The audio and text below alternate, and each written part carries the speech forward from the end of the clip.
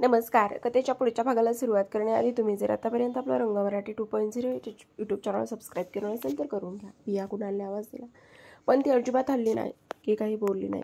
पिया, मला माहिती आहे तू जागीच आहेस, तो उठून बसत बोलला.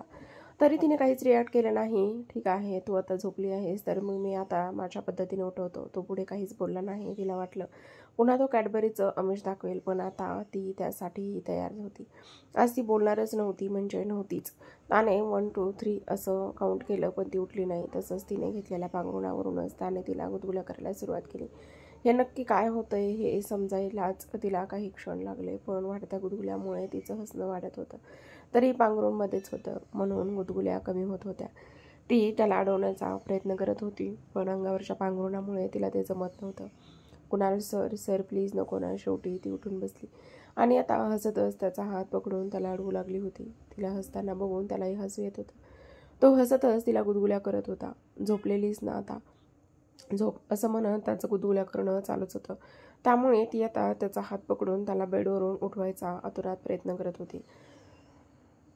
सुद्धा नाटकी चालू होती ना ताने, मुद्दामच नाटकी चालू होती ना तुझे, ताने हसतच गुदगुल्या करत विचारलं. ती तर फक्त त्याच्या हात पकडून गुदगुल्या थांबवण्याचा प्रयत्न करत होती. त्याच्या गुदगुल्यामुळे तिला उठायलाही जमत नव्हतं. कसंबसं ती उठण्याचा प्रयत्न करत होती. त्याच प्रयत्नात ती बेडवरून पडणारच की कुणालने तिचे दोन्ही हात पकडूनच तिला बेडवर थोडंसं जवळ खेचलं. वेट नाही करत आता. ताने तिला तिथेच बसायला सांगतच स्वतःला थांबवलं होतं.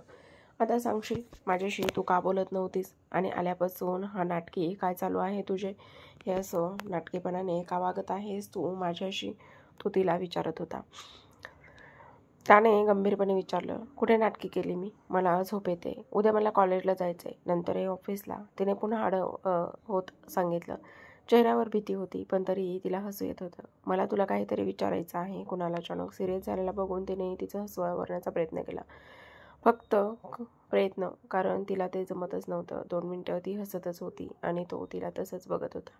त्याच्या असल्या बघण्याने तिला पोटात गुदगुल्या होत होत्या, पण त्यामुळे तिला आता हसूसुद्धा येत नव्हतं. चेहरा मात्र खुलून निघालेला होता तिचा. आपण लाजतो आहोत असं त्याला वाटायला लागलं, म्हणून उगाच गंभीर भाव चेहऱ्यावर आणण्याचा अतोनात प्रयत्न करत होती. त्यासाठी ओठ घट्ट दाबून लाजेने आलेले हसू आणि मनात उठलेले तरंग अडवण्याचा अतोनात प्रयत्न ती करत होती, जो तिला जमतच नव्हता. पिया तिचं हसू आवरत नाही हे बघून त्याने परत तिला आवाज दिला. अगदी गंभीर आवाज होत होता त्याचा, पण मनात मात्र गिल्ट होतं जे पियाला दिसतच नव्हतं. इतकं गोड हसू आवरून ज्या गुण्या गोष्टी करत बसायचं त्याला आवडत नव्हतं आणि जमतही नव्हतं, पण जास्त उशीर करूनही चालणार नव्हता. मनात नसताना त्याने त्या आठवणींना उजाळा देण्याचं एकदा ठरवलेलं होतं. एक दीर्घ श्वास त्याने घेतला आणि एक दीर्घ श्वास घेतल्याच्या नंतर त्याने विचारायला सुरुवात केली. सॉरी, काय विचारायचं आहे तुम्हाला? त्याचा असा आवाज ऐकून तिचं हसूच गायब झालं. त्याने घेतलेला दीर्घ श्वास तिची भीती वाढवतच होता. खरंच तू कधीच ड्रिंक केली नाहीस? त्याने अगदी साधासा प्रश्न विचारला. हळूहळू तिला सर्व विचारणार होता तो, पण उगाच पहिल्याच प्रश्नात तिला टेन्शन द्यायचं नव्हतं. त्यात ती कशी रिॲक्ट करते हेही त्याला माहिती नव्हतं, त्यामुळे त्याने हळूवार जाणंच पसंत केलं. त्याचा प्रश्न ऐकून ती मात्र चांगलीच हादरली होती. प्रश्न साधाच होता, पण तरीही तिला भीती वाटू लागली होती. अजूनही तिला अंदाज येत नव्हता तो असं का विचारतोय. त्याने अचानक ड्रिंक्सबद्दल का विचारलं असेल असा अंदाज लावत ती त्याच्याकडे एकटक बघत होती. त्याच्या चेहऱ्याकडे बघून काही अंदाज लावता येतो का ते ती पाहण्याचा प्रयत्न करत होती. त्याची नजर वाचण्याचा प्रयत्न ती करत होती, पण ती काही एक्सपर्ट होती की त्याच्या चेहऱ्यावरचे एक्सप्रेशन्स आणि डोळ्यात बघून त्याच्या डोक्यात काय चाललंय ते तिला कळणार होतं. काहीसा विचार करत तिने नकारार्थी मान हलवली. तसाही तिने कधी ड्रिंक्स केलीच नव्हती, त्यामुळे उगाच खोटं बोलून आणखी काही वाढवायचं नव्हतं तिला. तू त्या दिवशी पहिल्यांदा घेतलीस म्हणून इतका त्रास झाला की तू मुद्दाम ओमिटी करणार होतीस? कुणालने लगेच विचारलं. तिच्या ड्रिंक्समध्ये काही मिसळलं नव्हतं हे त्याला यशवंतकडून समजलं होतं, त्यामुळे तिला संशय येऊन ती ओमिटी करायला गेली होती. हा प्रश्नच नव्हता. ड्रिंक्स घेतल्यावर ओमिटी येण्याचा प्रकारसुद्धा होणार नव्हता, कारण ते हॉटेल चांगलं होतं आणि तिथे असणाऱ्या ड्रिंक्ससुद्धा बऱ्यापैकी चांगल्याच होत्या. त्यामुळे इतक्या कमी प्रमाणात ड्रिंक केलंस आणि उलटी आली असं होणार नव्हतं. आता जर तिने मुद्दाम तसं केलं असेल तर प्रश्न वेगळा होता, पण त्यातही असं अनोळखी कोणाच्या रूममध्ये जाऊन उलटी करणं म्हणजे निव्वळ वेडेपणाच होता. तो तिने जाणून बुजून केला होता हाच प्रश्न त्याला सतावत होता. ते मी ड्रिंक घेतली तेव्हा मला कसं तरी व्हायला लागलं, म्हणूनच तिने कसंबसं सांगितलं. म्हणून तू असं कोणाच्याही रूममध्ये जाणार का? जर काही झालं असतं तर? कोणी फायदा घेतला असता तर? कुणालने काहीसं चिडूनच विचारलं. ते मी वॉशरूम शोधत होते, पण त्याआधीच मला त्या रूमचा दरवाजा उघडा दिसला म्हणून मी तिकडे गेले होते आणि मला कळलंच नाही नेमकं काय झालं ते. मला कंट्रोल होत नव्हता. तसंही मी सॉरी बोलून लगेच निघणार होते. एवढ्याशासाठी कोणी मला काही शिक्षा देणार नाही असाच विचार चालू होता माझ्या डोक्यात. आता काहीसं तिला आठवत होतं म्हणून जास्त स्पष्टीकरण दिलं तिने त्याला. पण त्या आठवणीसोबतच तिला त्या दिवशी त्याला लागलेला धक्का, त्याची ती मिठी, एका क्षणासाठी नजरेत कैद झालेली नजर, सर्वच आठवत होतं, अगदी सर्वच. आणि त्याच्याच सोबत तिला दुसऱ्या दिवशी घडलेलं सर्व आठवलं. त्या आठवणींसोबत तिच्या डोळ्यातून पाणी वाहू लागलं होतं. त्या काही तासात किती नातेवाईकांचे फोन आले होते, बिल्डिंगमध्ये सुद्धा किती बदनामी झाली होती, किती किती दूषणे लागली होती तिला आणि त्यासोबत तिच्या घरच्यांना सुद्धा. पण तिचा त्यात काय दोष होता? काहीच तर दोष नव्हता, पण बदनामी तिचीच तर झाली होती. आणि त्यावेळी नेमकं काय घडलं असावं हा प्रश्न तिला पुन्हा पुन्हा पडत होता. ते तिच्याकडून जाणून घेण्याचे साधे कष्टसुद्धा कोणी घेतलेले नव्हते, अगदी तिच्या घरच्यांनी सुद्धा नाही. ती ओरडून ओरडून सांगत होती पण तिचं कोणीच ऐकलेलं नव्हतं, अगदी तिच्या आईने सुद्धा नाही. तिच्या आईनेही तिला तिच्या मायेच्या पंखाखाली घेतलं नव्हतं. हेच तिला जास्त खटकलं होतं. इतकंच काय, वरून धमकीसुद्धा तिलाच मिळाली होती. या धमकीमुळे तर ती अजूनच तिच्या घरचे लग्नाला तयार झाले होते, पण तरीही ती दुसरा कुठला तरी मार्ग शोधण्यासाठी वेळ मागतच होती. पण आणि तोच तिच्या घरच्यांनी तिला दिलेला नव्हता. तिच्याकडून सर्व काही काढून घेतलं होतं. ते सर्व तिला पुन्हा नव्याने आठवू लागलं होतं. असं नव्हतं की यातलं ती काही विसरली होती, पण एखादी गोष्टी लक्षात ठेवून असं पुढं जाणे आणि अचानकच त्याच गोष्टीची कोणी आठवण करून दिल्यावर पुन्हा प्रकर्षाने होणारी आठवण आणि त्यानंतर तो होणारा त्रास, दोन्हींची तीव्रता वेगळी असते. त्याच तीव्र वेदना आता पियाला होत होत्या. कुणाल तिच्या चेहऱ्यावरचं दुखणं बघत नव्हतं. कुणालला तिच्या चेहऱ्यावरचं दुखणं पाहवत नव्हतं. तिला जवळ घ्यावंसं वाटत होतं, पण तो तसंच काहीसं करत नव्हता. तो तिला मोकळं होऊ देत होता. अचानक तिला काय आठवली, हेच पुन्हा कायाच्या बाबतीत घडायला नको, म्हणूनच तर तिने कायाला प्रथमेशपासून लांब राहायला सांगितलं होतं. आणि आता ती स्वतः काय करत होती? कायाला प्रथमेशची मैत्री स्वीकारून देत नव्हती. आणि स्वतः मात्र कुणालच्या प्रेमाची स्वप्न रंगवत होती. ही प्रेमाचीच तर स्वप्न होती ना. ती कुणालच्या जवळ जात होती, त्याच्या मिठीत स्वतःला इमॅजिन करत होती. म्हणजे त्याच्या फॅमिलीने तिच्यासोबत जे केलं, कायाला ती धमकी दिली, ते सर्व विसरून तिने त्याला माफसुद्धा केले, त्याच्या फॅमिलीला माफ केलेलं. जर नाही तर ती इतक्या सहज यांच्या सामील कशी झाली? माफ नाही केलं तर ती इथे काय करत होती? त्याच्या बेडवर कुणाची गर्लफ्रेंड आहे हे माहिती असताना गर्लफ्रेंड नव्हती ती. तो तर तिच्याशी लग्न करणार होता ना. काही दिवसांनी तो तिला डिवोर्स देणार होता. असं असताना ती त्याच्यासोबत इथे एकाच बेडवर कशी काय झोपू शकत होती?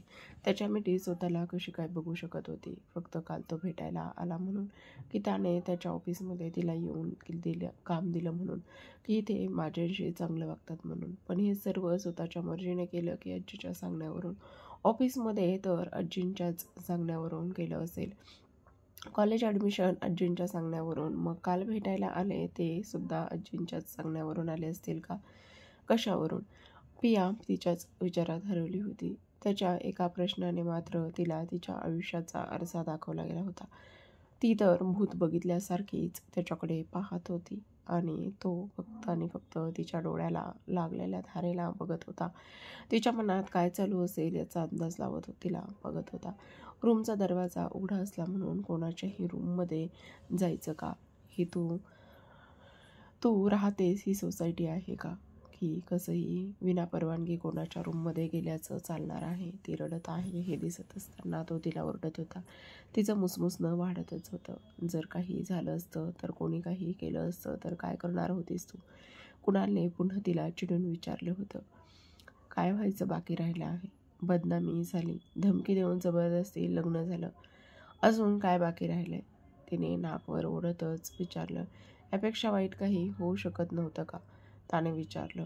त्याला तिच्या या प्रश्नावर आणि लाल झालेल्या नाकाकडे बघून याही अवस्थेत खूप हसू येत होतं, पण तरीही ती त्याला क्यूट वाटत होती. तिच्या लाल झालेल्या नाकाला खाऊन टाकावं, रडून थरथरणाऱ्या ओठांना आधार द्यावा असं त्याला वाटू लागलं होतं. पण त्याने त्याचे विचार त्याच्या मनातच थांबून ठेवले. त्याच्या प्रश्नावर ती त्याच्याकडे बघतच राहिली. यापेक्षाही वाईट कोणा मनात ती पुटपुटली. हो, आणि यापेक्षा वाईट काय होऊ शकलं असतं? आणि याची अचानक जाणीव झाली आणि अंगावर भीतीने काटा उभा राहिला. अचानक थरथर वाढली होती. तिला मिठीत घ्यावं या भावनेला सध्या आवर घालणं किती गरजेचं आहे हे तो जाणत होतं त्याला. त्याने स्वतःला आवरत तिच्या हातावर हात थोपटत तिला सावरण्याचा प्रयत्न केला. रिलॅक्स, काही झाले तरी मी फक्त आणि फक्त कुणाला बोलतच होता की ती मध्येच बोलली. सर मी बाहेर झोपते, काही सडखडतच ती बोलली. त्याच्या हातात असलेले हात काहीसे ओढतच तिने काढून घेतले. यापेक्षा वाईट झालं नव्हतं यासाठी मनोमन सुखावली असली तरी कुणासमोर जास्त वेळ राहणं तिला आता नको होतं. पिया, तो तिला समजवण्यासाठी काही बोलणार त्याआधीच ती गडबडीतच तिकडून उठली आणि गॅलरीत गेली. तो मात्र जाणाऱ्या पियाला फक्त बघतच बसला होता. त्याला कळत नव्हतं ही अशी का वागत आहे, पण तिच्या मनामध्ये मात्र खूप साऱ्या प्रश्नांनी धावूर माजलं. पिया पिया, कुणालने तिला आतूनच आवाज दिला, तरी तिने त्याला काहीच उत्तर दिलेलं नाही. गेली 10 मिनिटं ती एकटीच तिकडे बसलेली. तिला थोडा वेळ एकांत द्यावा या विचारात कुणालने तिला इतका वेळ डिस्टर्ब केलं नव्हतं, पण आता त्यालाच ते सहन होत नव्हतं. म्हणून त्याने आता तिला आतूनच आवाज दिलेला. पण ती अजूनही शांत होती. कधी नव्हे ते मुंबईत सध्या थंडीचं प्रमाण वाढलं होतं. दिवसा घामाच्या थारेत होरपळून निघत असलेली मुंबई रात्री मात्र कुडकुडत होती. मुंबईत असलेल्या या विषम वातावरणासारखं तिच्यात मनाची अवस्था होत सुद्धा विषम झालेली. कडवटपणातून सुरू झालेल्या या नात्यात ती आता गोडवा शोधत होती, पण कडवटपणावर कितीही गोडवा लावला तरी त्याचा कडवटपणा सोडतो का? तसंच तिच्या आयुष्यात असलेला तोच कडवटपणा आज तिला प्रकर्षाने जाणवत होता. बाहेर पडलेल्या त्या कडाक्याच्या थंडीचा तिच्यावर काहीच परिणाम होत नव्हता. बाहेरच्या त्या थंडीपेक्षा मनात उठलेल्या प्रश्नांची लाही तिला जास्त होरपळून काढत होती. पाय पोटाजवळ घेऊन शून्यात नजर लावून शांत बसलेली ती डोळ्यातल्या गंगा जमुनेला तर बिनमोसम पूरच आला होता, पण ते पाणी थांबवण्याचं भान तिला होतच कुठे. बाहेरूनच शांत दिसत असलेली तरी मनात मात्र वादळ उठत होत गेलं तिच्या. वाईट खरंच नेहमी शारीरिक अत्याचार हाच मोठा अत्याचार असतो का? आणि मानसिक अत्याचार त्याचं काय? माझ्या मनाविरुद्ध जबरदस्ती लग्न लावलं, माझ्या घरच्यांना धमकावून लग्न लावलं, हे वाईट नव्हतं का? माझी बदनामी झाली, हे वाईट नव्हतं का? आई दाखवत नसली तरी तिला नातेवाईक आजही माझ्यावरून बोलतात, माहिती आहे मला, हे वाईट नाही का? का ते सर्व मी विसरून जावं लागेल? का तर लग्न झालं म्हणून मी हे सगळं विसरून जावं का? या लग्नाचं भविष्य काहीच नाही माहिती असताना सर्व सोडून द्यायचं? इथून बाहेर पडल्यावर माझी अवस्था काय असेल? माझी चूक असताना सुद्धा मला नवऱ्याने सोडलेली म्हणूनच बघितलं जाणार ना माझ्याकडे? का ते वाईट नसेल? माझ्यासोबत वाईट झालं नाही, मग हे सर्व काय आहे? यात माझी चूक होती ती काय होती? एका गरीब घरातील मुलगी आहे मी, माझी चूक आहे का? बायकांचं मन इतकं हलकं का असतं? लग्न झालं की का लगेचच नवीन कुटुंबाला आपलंसं मानतात या बायका? का मी एक बाई आहे? जबरदस्तीच्या नात्याला का मी खरं मानायला लागले? का लगेचच त्यांनी माझ्यावर केलेला अन्याय मी विसरले? का मी सर्वांच्या गोड बोलण्यात वाहत गेले? भले बाकीच्यांना माहिती नाही, पण मला तर माहिती होतं ना मी इथे का आहे, कशी आहे. राहण्याचा निर्णय घेतला म्हणून का मी सर्व स्वीकारून खोट्या दुनियेत जगू का? मनातच ओरडून ती स्वतःला जाब विचारत होती. नेहमी तिला तिच्या मनाला प्रसन्न करणाऱ्या त्या गॅलरीचं अस्तित्व आज तिच्यासाठी शून्य होतं. आज ती स्वतःच अस्तित्व शोधण्यात गुंत झाली होती. तिने लावलेल्या त्या गॅलरीतल्या त्या छोट्याशा घरड्यांकडे काही चिमण्या घर करून बसल्या होत्या, पण आज तिलाच आपलं घर नक्की कुठे आहे हा प्रश्न पडला होता. कडाक्याच्या या थंडीत पियाने त्यांना आसरा दिला होता.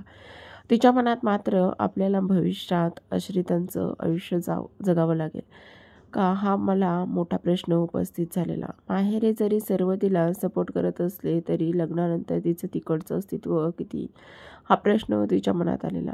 न टिकणारं लग्न झालेलं त्याचं भविष्य नाही हे तिला माहिती होतं. तिच्या आयुष्याचं हे कटू सत्य माहिती होतं तिला, पण तरी या प्रश्नांना तिने मनात कधीच येऊ दिलं नव्हतं. तेच प्रश्न आता अचानकच तिला भंडावून सोडत होते. बोट पकडायला दिलं की एखाद्याने हात पकडावा, तसंच कुणालने विचारलेल्या त्या एका प्रश्नानंतर तिच्या मनात मात्र प्रश्नांचं काहूर माजलं गेलं होतं. तिने दिलेल्या त्या नव्या घरट्यांच्या खिडकीतून त्या चिमण्या तिला बघत होत्या. शांत बसलेल्या पियाला आपल्यामुळे त्रास होऊ नये या विचाराने त्या सुद्धा शांत झाल्या होत्या. तरीही पिया, तू एकटी राहीस हे दाखवण्यासाठी मात्र घरट्याच्या त्या गोल खिडकीत उभ्या राहून तुझ्या सोबत आम्ही आहोत हे दाखवत तिकडेच उभ्या होत्या. कुणालने तिला पुन्हा आवाज दिला, पण अजूनही ती गप्पाच होती. ती रडत बसत होती. ते माहिती होतं त्याला. तिला एकांत हवा होता हे सुद्धा माहिती होतं त्याला. याच विचारात काही वेळ त्याने तिला दिलेला त्रास, वेळ, आवाज, पण आता तिच्या मुसमुसण्यात सुद्धा आवाज त्याला येत नव्हता. ती शांतता तिच्यासाठी सुद्धा चांगली नव्हती, पण म्हणून यापुढे तो एकांत देणार नव्हता. जितका एकांत दिला तो पुरेसा हा विचार करून तडक उठून तो गॅलरीत गेला. पण समोर बसलेल्या पियाची अवस्था बघून तो क्षणासाठी हादरला होता. तिला इतकं शून्यात हरवलेलं त्याला बघवत नव्हतं. आपण खरंच इतकं हट होऊ नये इतकं बोललो का? त्याने स्वतःलाच विचारलं. कसलाही विचार न करता तो तिच्या बाजूला जाऊन बसला आणि क्षणात तिला आपल्या मिठीत घेतलं. पाय पोटाशी कवटाळून बसलेली ती तशीच त्याच्या मिठीत कैद झालेली. त्याच्या मिठीत असल्याची जाणीव व्हायला सुद्धा तिला काही वेळ लागला नाही. तो मात्र तसंच तिला मिठीत घेऊन बसलेला. कुणाल, सर सोडा मला. तिच्या तोंडातून शब्द फुटत नव्हते. आवाज जड झालेला. तिची वाचा गेली की काय अशी तिची अवस्था झालेली. 4 शब्दांचं हे वाक्य बोलायला सुद्धा तिला खूप वेळ लागत होता, पण अगदीच जोर देऊन येणारे हुंदके दडवत ती बोलत होती. तिच्या इतक्या मेहनतीने बोलून झाल्यावर सुद्धा त्याने तिला सोडलं नव्हतं. तिने त्याच्या मिठीतून स्वतःला सोडवण्याचा प्रयत्न केला, पण तिला ते जमतच नव्हतं. आधीच मनात चालू असलेल्या या गोंधळाने ती बावरली होती, त्यामुळे तिच्या अंगात त्राणच नव्हते. त्यात त्याची मिठी घट्ट होत होती, ती जी तिच्या थोड्याशा हालचालीनंतर अजूनच घट्ट झालेली. पिया, काम डाऊन. पिया, शांत हो ना.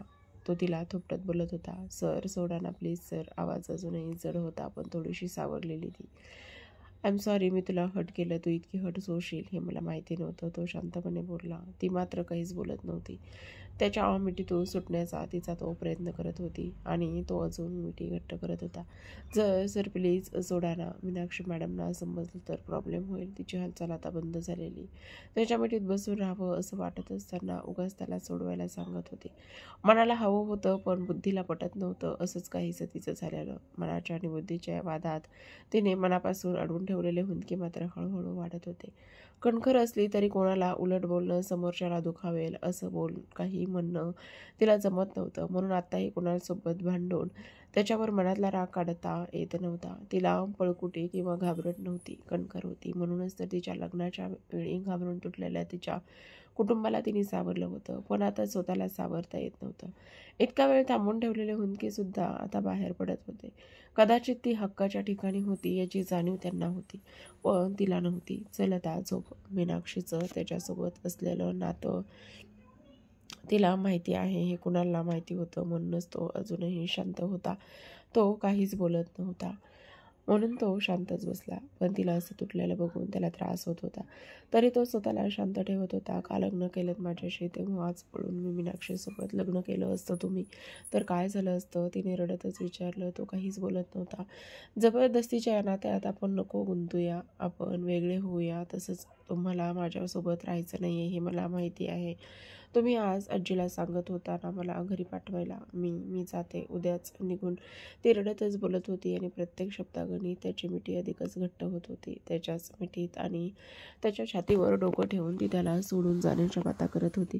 तुला कोणी सांगितलं मी आजीला असं बोललो ते? ती चोरून ऐकणार नाही हे माहिती असून सुद्धा तिला ते माहीत आहे, म्हणजे काहीतरी गडबड आहे असं त्याला वाटत होतं. तरी ती इतके दिवस का बोलली नाही हा प्रश्न होताच. माहिती आहे मला, मीनाक्षी तुम्हाला आवडते आणि तुम्ही तिच्यासोबत लग्न करणार आहात. नयनसुद्धा बोलली होती मला, पण मी लक्ष दिलं नाही. त्याने मनातच सुस्कारा टाकतच नयनचं नाव घेतलं. का नाही, का काही बोलू?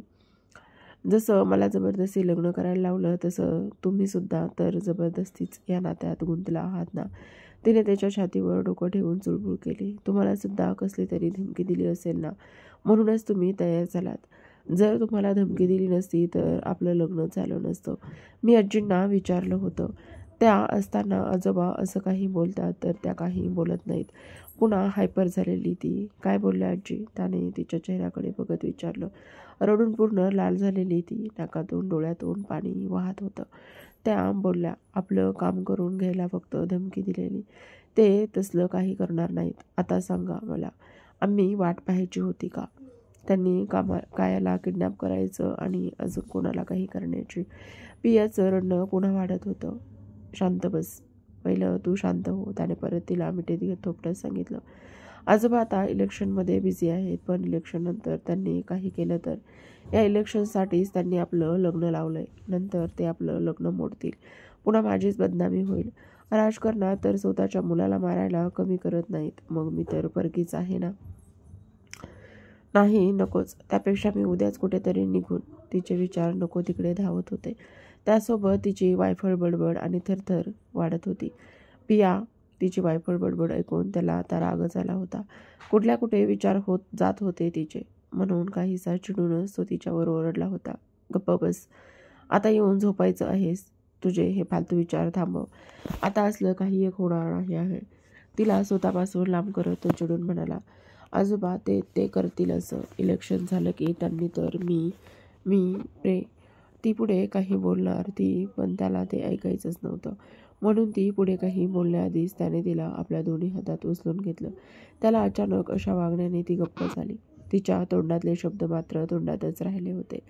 मी मी मी मी इथे नाही झोपत, मी बाहेर झोपते. मी उद्या निघून जाईन. त्याने तिला बेडवर आणलेलं पाहून ती उठायण्याचा प्रयत्न करतच बडबडत होती. एक शब्दसुद्धा मला नको आहे. समजलं? असलं काही होणार नाही. मी तसलं काही एक होऊ देणार नाही. आता गप्प झोप. त्याने तिला पुन्हा चिडून सर्व काही सांगितलं होतं. ती डोळे बंद करून झोपण्याचा पुन्हा प्रयत्न करत होती, पण काही केल्या तिला झोपच लागत नव्हती. इलेक्शन झाल्यावर तर आजोबांनी काही केलं तर?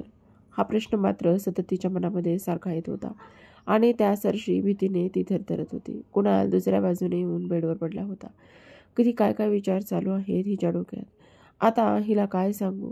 आजी आजोबांना तू आधीच आवडली होतीस, पण माझ्यासाठी नाही, त्या राहुलसाठी. आजी तर अजूनही तुझं लग्न त्याच्यासोबतच लावून द्यायचे प्लॅन्स बनवते. असं सांगितलं तर तिच्या मनात राहुलविषयी सॉफ्ट कॉर्नर तयार होईल. नकोच. त्यापेक्षा तिचं लक्ष डायव्हर्ट करायलाच हवं. कुणाल स्वतःचाच विचारात होता की त्याला पियाची थरथर जाणवली आणि मग तो पटकन पुढे होत तिला आपल्या मिठीत घेतलं. बापरे, किती घाबरली आहे ही. उद्या ताप नाही घेतला तर मिळवलं. आधीच किती नाजूक आहे. उचललं तर अगदी पाव किलोची वाटावी इतकी बारीक आहे. कोणाला उचललं आहे असं सुद्धा वाटत नाही. तिची थरथर पाहून कुणालच्या मनात विचार सुरू होते. मी उद्या जाईन आणि मग पुन्हा कधीच इथे येणार नाही. काया सांगत होती तसं मावशीच्या गावाला जाते, म्हणजे कोणाला समजणार नाही. ती थरथरतच बडबड करत होती. तू कुठेही जाणार नाही आहेस, समजलं? Now close your eyes and sleep well. कुणालने पुन्हा तिला चिडूनच सांगितलं. पण मात्र तिची थरथर काही थांबत नव्हती. त्याने डोक्याखाली एक हात कोपऱ्यापासून उभा करतच तिला आधार दिला आणि तिच्याकडे बघितलं. तसं तिच्या डोळ्यांची बुबुळं त्याच्या दिशेने वळली. मी तुला एक साधा प्रश्न विचारला तर तुझे विचार कुठंपर्यंत फिरून आलेत? का इतका निगेटिव्ह विचार करतेस? आय नो तू खूप क्रिटिकल सिच्युएशन फेस केलेली आहेस, बट आता सर्व ओके आहे ना? तरी तू का इतकी हायफर होतेस? कुणालने तिच्या नजरेला नजर देत विचारलं. जर पुढे ती पुन्हा काहीतरी निगेटिव्ह बोलणार तर त्याआधीच कुणालने तिला अडवलं असतं. आय डोंट नो तू स्वतःला इतकं कमी का लेखतेस? तू इंडिपेंडंट आहेस. आता इंटेरियरचं शिक्षण झालं की तू स्वतः चांगलं इन्कम घेशील. तुझ्यात ते पोटेन्शियल आहे. तरी का इतकं हेल्पलेस फील करत आहेस? ती फक्त त्याच्याकडे बघत होती. तिची नजर तर त्याच्या नजरेत कधीच कैद झालेली होती. पिया, आय नो आपलं लग्न कुठल्या सिच्युएशनमध्ये झालं आहे, पण आता ते झालं आहे and now I want to give it a chance. त्याने तिच्याकडे बघत शांतपणे सांगितलं. ती तर जणू हिप्नोटाईज झालेली. त्याच्या डोळ्यात बघून त्याच्या अशा बोलण्याने तर ती भानावर आली. चान्स? तिने प्रश्नार्थक नजरेने त्याच्याकडे बघतच विचारलं. I don't know or I can not say for sure, but maybe I am falling in love with you. I love falling in love with you. Piya, तुला अजून जाणून घ्यायचं आहे. मला अजून थोडा वेळ हवा आहे. प्लीज असं जायच्या गोष्टी करू नकोस. तिला बघतच कुणाल मनातच विचार करत होता. चान्स, तिने पुन्हा विचारलं. तुला किंवा अजून कोणाला काही होणार नाही. तू इतकी हायपर होऊ नकोस. I will manage all those things, don't worry. तिच्या कपाळावर ओठ टेकवत तो बोलला. त्याचा तो स्पर्श होताच तिने डोळे बंद केले. Good night. Don't think too much. Everything will be fine. त्याने तिच्या पोटावर हात ठेवत तिच्या जवळ जात झोपतच म्हटलं तशी ती त्याच्याकडे पाठ करून अजून त्याच्या मिठीत शिरली. तिच्या आशा शांत होऊन त्याच्याजवळ येण्याने कुणालच्या चेहऱ्यावर हसू उमटलं होतं आणि तो हसू ठेवूनच त्याने डोळे बंद केले होते. काय वाटतं प्रेक्षकांना तुम्हाला? पिया देईल कुणालला एक चान्स? ऑलरेडीच पिया आपली कुणालच्या प्रेमात पडली.